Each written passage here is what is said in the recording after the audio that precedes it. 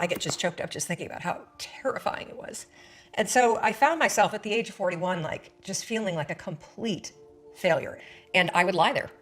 And I would think about the lien on the house, and I would think about the bankruptcy that we were facing. And I would think about how much we had fought the night before. And I would think about the fact that I was unemployed. And I would hit the snooze button. I mean, why would you get up when your life is like that? Why would you? In the scheme of life, hitting the snooze button is not that big of a deal. But here's the thing about life. None of us wake up and say, today is the day I destroy my life.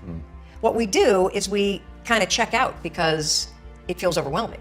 Or we check out because we're afraid. Or we check out because we start listening to self-doubt. And then we make these teeny tiny decisions all day long. We don't even realize it.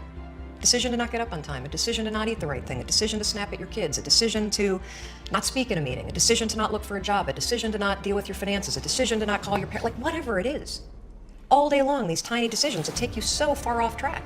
And then you wake up like I did and you look at your life and you think, how the hell did I get here? And I was about to turn off the TV, and there on the TV, there was this rocket launching, and I thought, oh my gosh, that is it. I am gonna launch myself out of bed like a rocket ship, like NASA right here had launched me out of that bed. And I'm gonna move so fast that I don't think. I'm gonna beat my brain. The next morning, the alarm goes off, and I pretended NASA was there. It's the stupidest story. I literally went 5, 4, 3, 2, 1. I counted out loud, and then I stood up. And I'll never forget standing there in my bedroom. It was dark, it was cold, it was winter in Boston. And for the first time in 3 months, I had beaten my habit of hitting the snooze button. I couldn't believe it, and I thought, wait a minute. Counting backwards? That is the dumbest thing I've ever heard in my entire life. Well, the next morning I used it again, and it worked. The next morning I used it again, and it worked. The next morning I used it again, and it worked. And then I started to notice something really interesting. You have about a 5-second window in which you can move from idea to action before your brain kicks into full gear and sabotages any change in behavior. Because remember, your brain is wired to stop you from doing things that are uncomfortable or uncertain or scary. It's your job to learn how to move from those ideas that could change everything into acting on them in the smallest moment. Because I went from getting up on time and waking up on time to shaking up my entire life.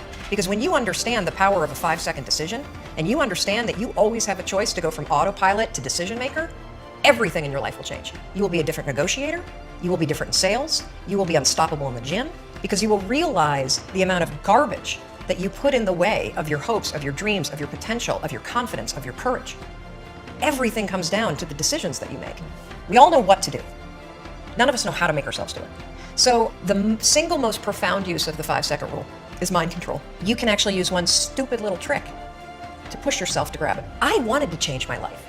And I think most people that are miserable or that are really like dying to be great and dying to have more, we want to change. We want to live a better life. We want to create more for our families. We want to be happier.